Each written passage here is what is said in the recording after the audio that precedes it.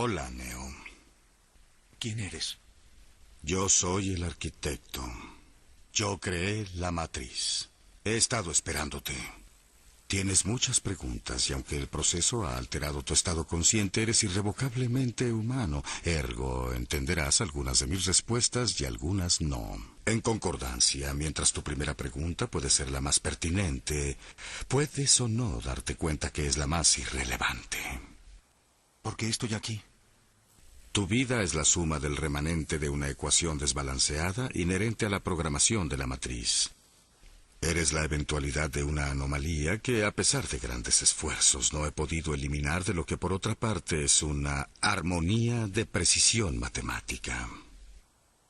Aunque es una carga constantemente evadida, no es inesperada, así que está dentro de los parámetros de control, lo cual te ha traído inexorablemente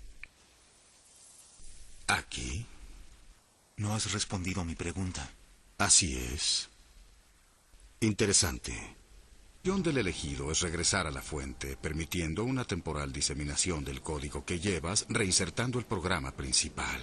Y después se te pedirá seleccionar de la matriz a 23 individuos, 16 mujeres, 7 hombres, para reconstruir Sion.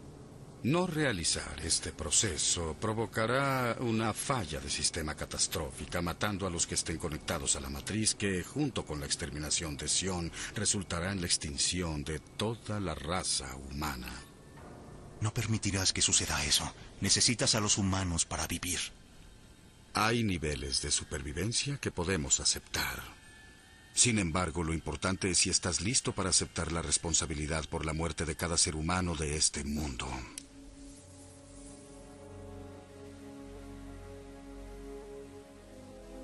Es interesante leer tus reacciones. Tus 5 predecesores estuvieron programados basados en un predicamento similar, un atributo para crear una profunda adhesión al resto de las especies, facilitando la función del elegido. Los otros experimentaron esto en una forma general. Tu experiencia es mucho más específica. Vis-a-vis amor. Trinity. A propósito, entró a la matriz para salvar tu vida a costa de la suya. No. Lo que al fin nos trae al momento de la verdad, donde la falla fundamental es por fin expresada y se revela la anomalía como principio y fin. Hay 2 puertas. La de la derecha conduce a la fuente y la salvación de Sion. La de la izquierda conduce a la matriz, a ella y al final de tu especie. Atinadamente dijiste, el problema es elección. Pero ambos sabemos lo que vas a hacer. Ya puedo ver la reacción en cadena. Los precursores químicos que anuncian la expresión de una emoción diseñada específicamente para sobrecoger a la lógica y la razón. Una emoción que ya está cegándote ante la simple y obvia verdad. Ella va a morir y no hay nada que puedas hacer para evitarlo.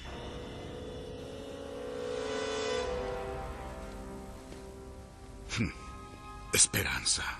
Es la desastrosa ilusión humana y fuente simultánea de tu fortaleza más grande y mayor debilidad. Si fuera tú, esperaría no volver a vernos. Así será. Muy buenas, un saludo a todos los conciudadanos de los cielos, a quienes pertenecen a la Jerusalén de arriba, los que han nacido de nuevo.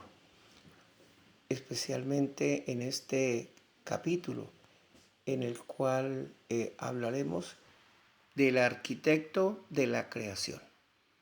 Y en cuanto el desplazamiento del ungido de Cristo, del verbo, la palabra, por el Shelet. Muy bien, entonces, qué bueno a todos mis seguidores en esta serie de la cosmología del reino de los cielos, del origen desde antes de la creación del mundo, y en este caminar de conocimientos a través de las parábolas del reino, a través de los enigmas del Kadal. continuando así en la línea del Shelet, atravesando el ungido, la puerta o membrana del cosmos. Así que continuamos ahora en este camino, este andar por la línea del Shelet. Por tanto, estamos dejando atrás el Ayin Sop o el lugar increado. También estamos dejando atrás al Ein Sof, el Dios increado o el Padre de la Gloria. Y vamos en esta línea de la invocación, camino al Esni Hilo. El Verbo tomó la decisión de dejar el lugar increado o el ¿Alguna vez te has preguntado cómo comenzó todo? Hace 13.800 millones de años no existía absolutamente nada, ni el tiempo, ni el espacio, ni las estrellas, nada, hasta que en un instante ocurrió el evento más espectacular del universo, el Big Bang. De un punto más pequeño que un átomo surgió toda la materia que forma lo que conocemos hoy, el universo entero explotando hacia la existencia. Pero, ¿cómo algo puede surgir de la nada? Y si el Big Bang no fue el principio, sino solo un capítulo más, el misterio aún continúa. Dios necesita amar y allí en el Ein Sof está solo.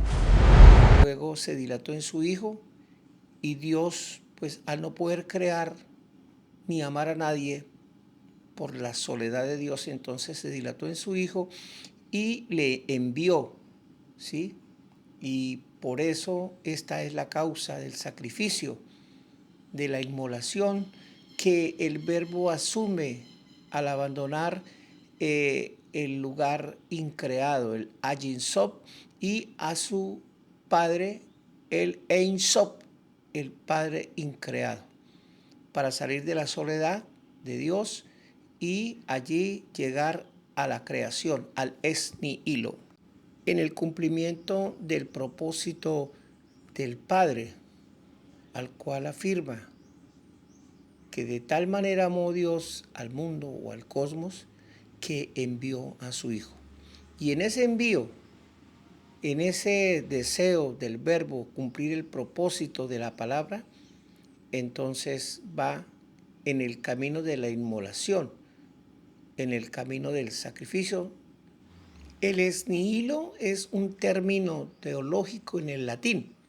El diccionario teológico de la Biblia define a este término como la creación, la extracción de la nada. Pero a este punto, esa nada, recordemos que es Ein Sof, y que Ein Sof es Dios, el único con existencia increada. Entonces de allí el Señor va a hacer su llegada al gran vacío, a esa bóveda celeste o ese abismo estelar, es decir, a toda la expansión del cosmos. Recordemos que allí fue producido en ese lugar una contracción o una expansión, algo como un estiramiento o la dilatación, ¿cierto?, que produce el lugar Ayin Sof y hacia el Esni Hilo, de esa bóveda, de ese campo.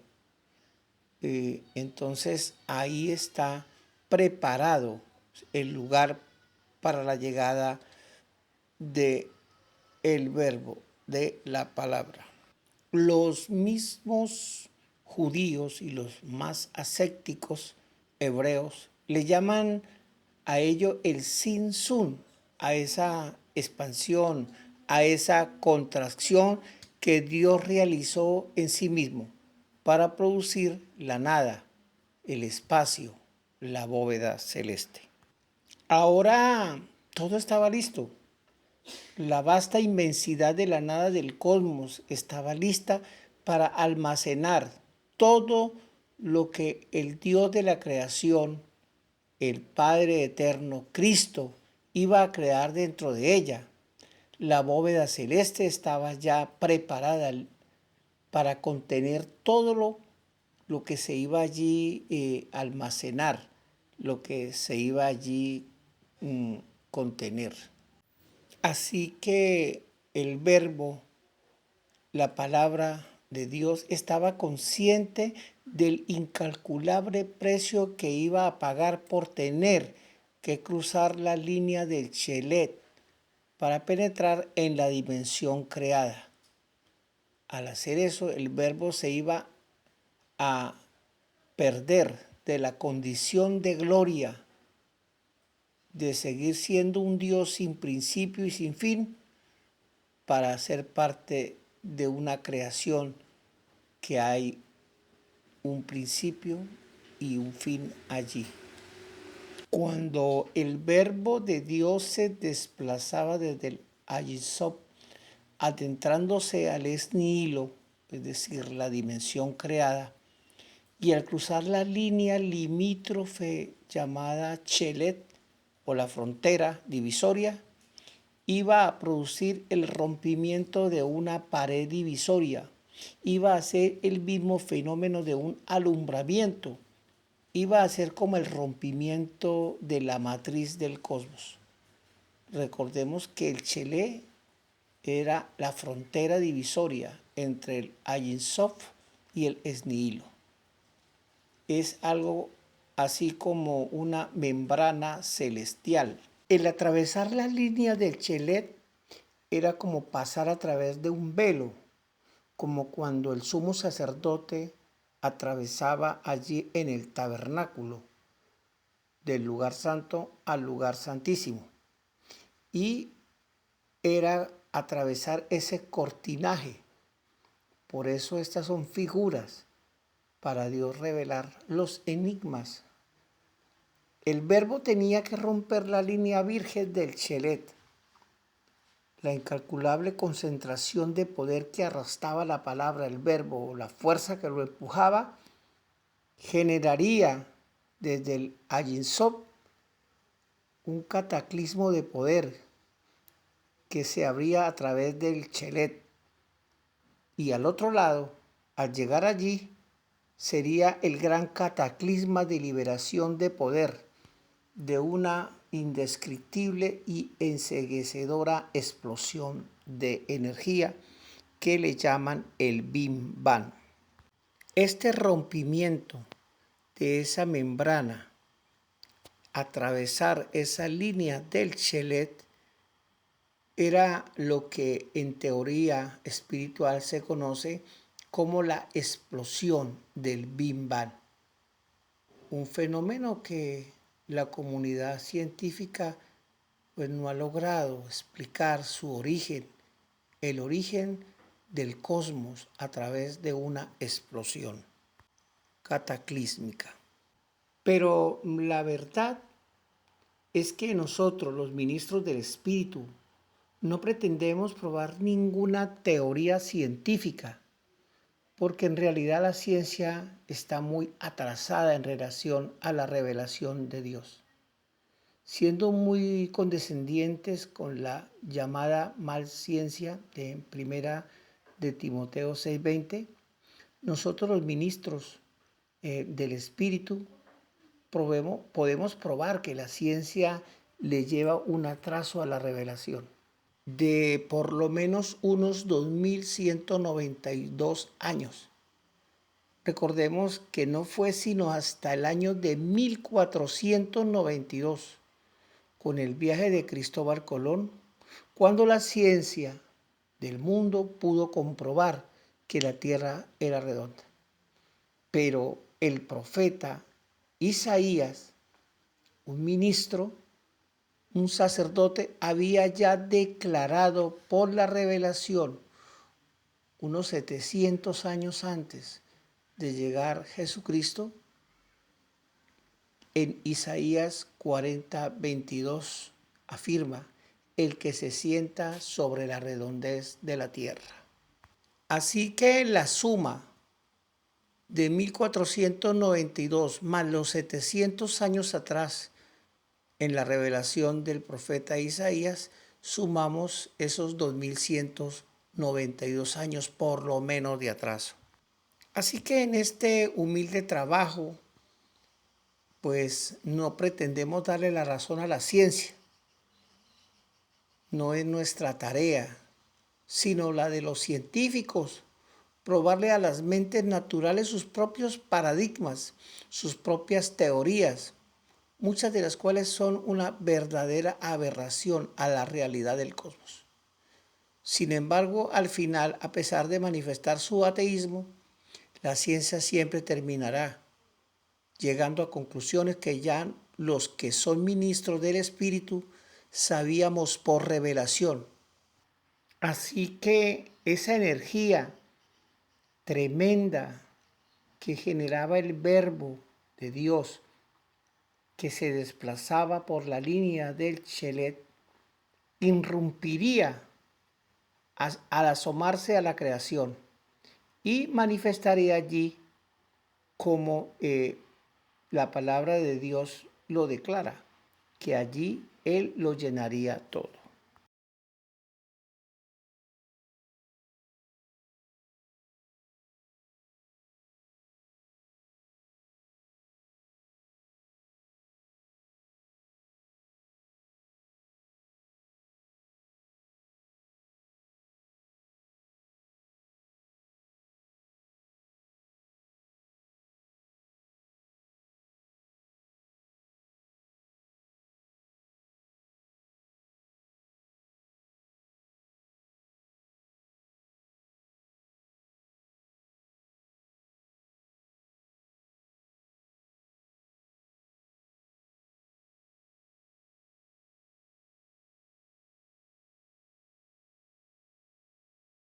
Este es uno de los grandes enigmas del reino de los cielos.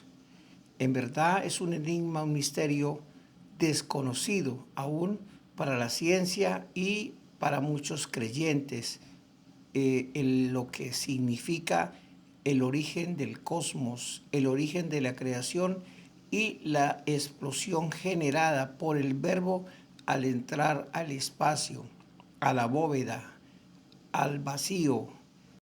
La manifestación del Verbo es la manifestación de la luz de la aurora en el cosmos creado, en el ex nihilo. Esta manifestación fue lo que produjo este fenómeno extraordinario y fascinante. Esta es la primera parusía o primera aparición que produjo la más grande liberación de energía del cosmos. Una liberación de energía necesaria para constituir y construir la materia del universo, la cual por la fuerza del empuje del Verbo a una expansión lanzada hacia la eternidad y muchas eternidades futuras, en un viaje que la desplaza desde una eternidad pasada hasta una eternidad futura. Bien, dice Primera de Crónicas 16:36, bendito sea el Señor Dios de Israel desde la eternidad hasta la eternidad. Ahora sí podemos hablar de las eternidades. Ya estamos en el cosmos, en lo creado. También hablamos de una simultánea y sincronización a esa liberación descomunal de energía, lo cual produjo el destello de luz más enceguecedor que jamás se haya experimentado en toda la inmensidad del orbe. Tenía que ser así, un centellazo de luz tenía que aparecer, así como un relámpago, dice Mateo 24:27, como el relámpago que sale del oriente y resplandece hasta el occidente. Por eso la primera aparición del Verbo forzosamente produjo una inconmensurable emanación de luz. Así, Lucas 1:78 narra: por la entrañable misericordia de nuestro Dios, con que la luz de la aurora nos visitara desde lo alto. Cristo es la aurora, porque Él es la luz que resplandeció en el amanecer de la creación, en los albores del cosmos.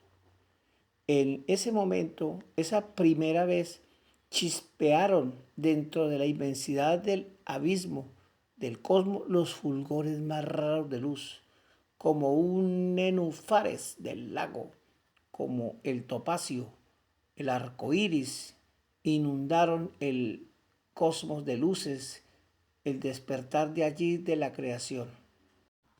Bien, vamos a contemplar en esta parte el hecho de la primera creación del cosmos.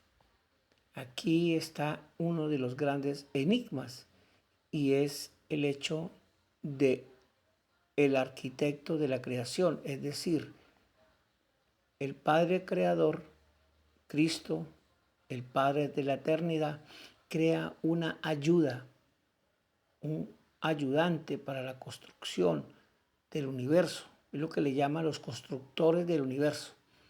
Y dice Proverbios 8:22, el Señor me hizo al principio de sus caminos, antes de sus obras de tiempos pasados. Y en el verso 25 afirma, antes que los montes fueran asentados, antes que las colinas fui engendrada, cuando Él no había hecho aún la tierra y los campos, ni el polvo primero del cosmos, cuando estableció los cielos, allí estaba yo. Y en el verso 30 dice, yo estaba allí como arquitecto, era yo todos los días su delicia, jugando en su presencia en todo tiempo. Cuando dijo el Señor, hágase la luz, esta fue la primera luz. Y la luz dice que era buena y que la luz era mala. Esta luz, Lucifer, es el arquitecto de la construcción del universo. Y en él estaba la responsabilidad de la creación. Por lo tanto, estaba dotado de una sabiduría creada, una sabiduría que le había otorgado el Verbo para operar dentro de una creación, para las cosas que atañen a la creación, solo para lo creado. Esa no era la sabiduría increada del Ein Sof, ¿sí? Porque la sabiduría de lo alto está con Dios en el Ein Sof, en el Ein Sof, en condición increada. Por esa razón, Job 28, del 12 al 21, declara que esa sabiduría está oculta a los ojos de los vivientes y no está en la dimensión de los vivientes, es decir, la dimensión creada. Por eso dice Lucas 11:49, por eso la sabiduría de Dios también dijo, les enviaré profetas. Entonces la primera creación del cosmos fue una sabiduría de luz. Ella fue lo primero que Dios creó para que le sirviera como ayudante. Ella iba a ser una especie de ayuda idónea, como lo afirma Proverbios 8:30, en la increíble tarea pues de construir y ordenar los abismos del cosmos a fin de tener las condiciones adecuadas para empezar a formar lo que había venido el Señor a crear. Por eso es que encontramos a la sabiduría creada, nombrada el arquitecto del universo. En el fondo, eso fue lo que el Señor quiso enseñar cuando creó la mujer para ayuda de Adán, el encargado de cuidar y hacer y producir el huerto. Eso fue una lección, pero no la entendíamos.